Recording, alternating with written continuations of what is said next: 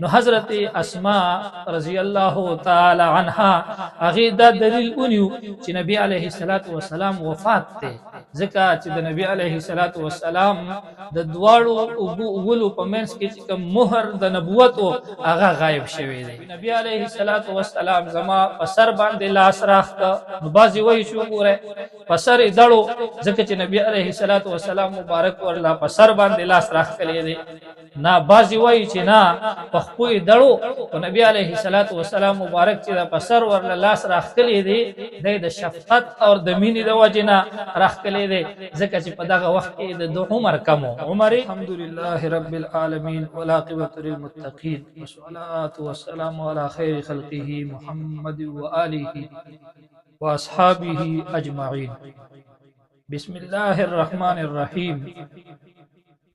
اللهم صل على محمد وآله وصحبه وبارك وسلم. شمائل اور خصائل د نبی کریم علیه الصلاۃ والسلام دا موږ شروع کړیو.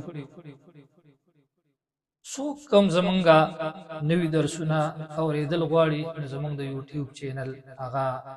سبسکرایب کړئ، د بیل آیکان هغه دباو کړئ.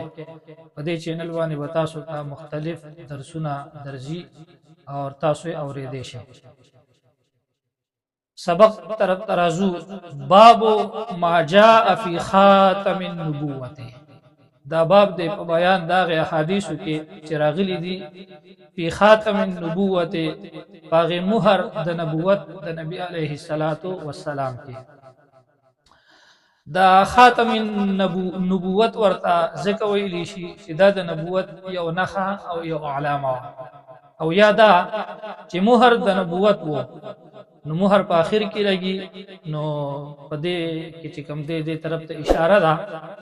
چې د نبوت هغه سلسله په حضرت محمد مصطفی احمد مجتبی صلی الله تعالی علیه وسلم باندې ختم شوا، او د نبی علیه الصلاۃ والسلام مبارک نا ورستو بل نوې پیغمبر دنیا تبا ناراض. نو علماء کرام فرمای چې دا خو هم د حلیه د نبی علیه الصلاۃ والسلام سره تعلق ساتي د احادیث مبارکه، خو ځان لا مستقل باب ذکر کا یو خو د اهمیت توجه. دویم دا چې دا د نبی علیه الصلاۃ والسلام د نبوت نخا او علامه وا، نو د دې وجه ځان لا جدا ذکر کوه. دا مهر د نبوت د نبی علیه الصلاۃ والسلام آیا دا پیدایشیو کنا یا د پیدایش نه د مهر د نبوت رست لګیدلې دي، او که د نبی علیه الصلاۃ والسلام شق صدر چې کله په لومبي ځل باندې وشو، یعنی سینه مبارکه چې د نبی علیه الصلاۃ والسلام په ورکوټوالي کې په اول ځل باندې اوسېرل شو، داغه نه پس د مهر د نبوت ولګیدو. نو په دې کې مختلف اقوال دي، خو فتح الباری کی وای چې د مهر نبوت د ولادت په وخت کې د نبی علیه الصلاۃ والسلام موجود، بیا د وفات په وخت کې د مهر د نبوت وو کنا. نو بعض روایتو کې راغلي دي چې د مهر نبوت د نبی علیه الصلاۃ والسلام د وفات په وخت کې غایب شو، ځکه چې د بعض صحابه کرام رضوان الله تعالی علیهم اجمعین دا وی دا شک پیدا شو چې آیا نبی علیه الصلاۃ والسلام وفات دی که وفات نه دی. نو حضرت اسماء رضی الله تعالی عنها هغه دا دلیل اونیو چې نبی علیه الصلاۃ والسلام وفات دی، ځکه چې د نبی علیه الصلاۃ والسلام د دواړو اولو په منځ کې چې کوم مهر د نبوت او هغه غایب شوی دی. بل دا خبره چې په دې مهر نبوت باندې سلیکل شوی کنا، نو ګوره څوک وایي چې په دې باندې د لیکل شوی محمد رسول الله،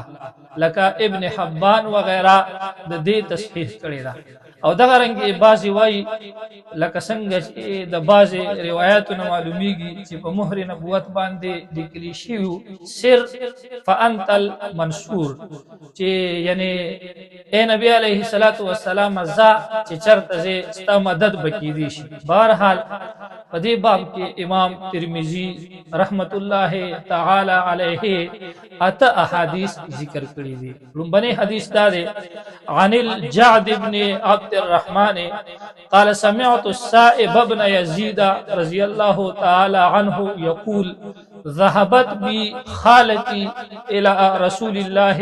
صلى الله تعالى عليه وسلم. حضرت سائب ابن یزید رضی اللہ تعالی عنہ فرمائی چې زه خپل ترور نبی علیہ الصلوۃ والسلام مبارک لا بوتلم. ادي ترور نوم معلوم نه دی چې د ترور سنمو. بہرحال فقالت ناغي نبی علیہ الصلوۃ والسلام ته عرض کو چې یا رسول الله اے الله رسول صلی الله علیه وسلم ان ابن اختی زما دا رہی چې دی وجع دی دردمند دی دړ دی په باز ویلی دي چې سری خوږی دا په سر باندې دړو، باز وی چې نه خېټه خوږی دا په خېټه باندې دړو، څوک وی چې په خپې دړو. لکه د روایت د بخاری نه معلومیږي چې الته لفظ د وقاع راغلی دی په بخاری شریف کې، او وقاع د خپې دړ ته ویل کیږي. بهرحال دم کې دي شي چې په سر هم دړو او دغه رنګ په خپو باندې هم دردو. فمسح رسول الله صلی الله علیه وسلم رأسی، دی وی نبی علیہ الصلوۃ والسلام زما په سر باندې لاس راخ کا. نو بازی وی شو ګوره په سر دړو ځکه چې نبی علیہ الصلوۃ والسلام مبارک ورلا په سر باندې لاس راخ کړی دی. نا بازی وی چې نا په خپوی دړو او نبی علیہ الصلوۃ والسلام مبارک چې د پسر ورلا لاس راخ کړی دی د شفقت او د مینې د وجنه راخ کړی دی، ځکه چې په دغه وخت کې د عمر عمر کمو، نو د دې د وجه نبی علیہ السلام په تور شفقت د پسر باندې لاس راخ کړی دی. ودعا لی بالبرکه، او دی وی چې نبی علیہ الصلوۃ والسلام زما د پاره د برکت دعا وکړه. وتوضأ، اور نبی علیہ الصلوۃ والسلام او دستو کو نسوک وی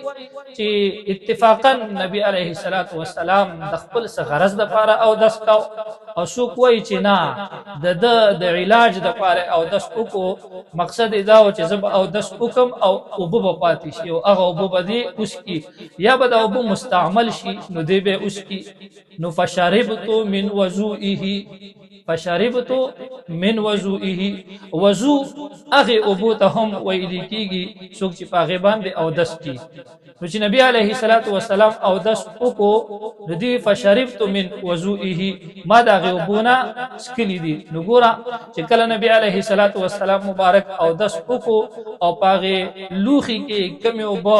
باقی پاتې شوي نو خو برکتی او بوي، نو هغه او دس کلی دي. او سو کوئی چې نه د دینه مراد مای مستعمل دي. مای مستعمل کې خو مختلف اقوال شتا، خو د نبی علیہ الصلوۃ والسلام مای مستعمل هغه خو ظاهر او ښکارا خبره ده چې د نبی علیہ السلام مای مستعمل استعمال کړي شوی او بو چې نبی علیہ السلام کوم استعمال کړي هغه پاکي دي او برکتی دي. وقمت خلف ظهره، بیا دی وای چې زه د نبی علیہ الصلوۃ والسلام مبارک شاته ادریدم. نو یا خو قصدن دی شاته اولال دی، قصدن عمدن دا مهر نبوت شیکاو، او یا اتفاقا شاته ولال دی.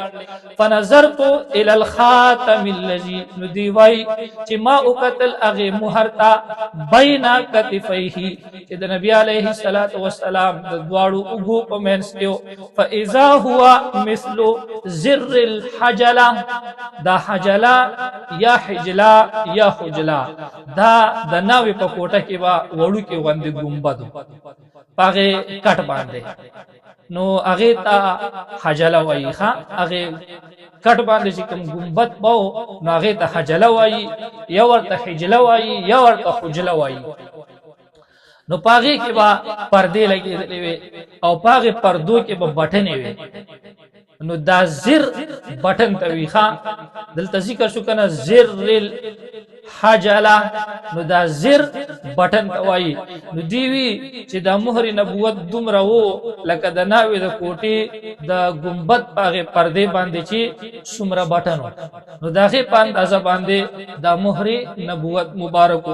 ادي مهر نبوت مبارک په دې اندازو کې مختلف اقوال راغلي دي څوک وایي چې د کونترې د اگې د اندازې مطابق څوک وایي چې د تنزری او د زرکې د اگې مرو او څوک وایي چې نو وختو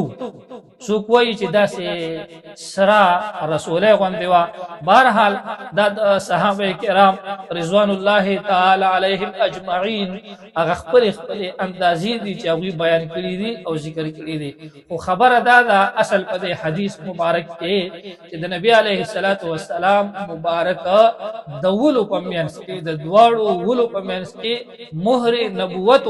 او هغه د خبرې دلیل وو چې نبی علیه الصلاۃ والسلام مبارک نورستو بل نوې پیغمبر دنیا ته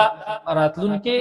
نشتا نو دام زمونږ عقیده دا او زمونږ ایمان دی او الله تعالی دی په دې عقیده او په دې ایمان مونږ ته استقامت را نصیب کی چې نبی علیه الصلاۃ والسلام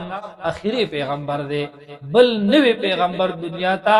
راتلون کې نشتا او چې دا چا دا عقیده دغه سره د اسلام نه خارج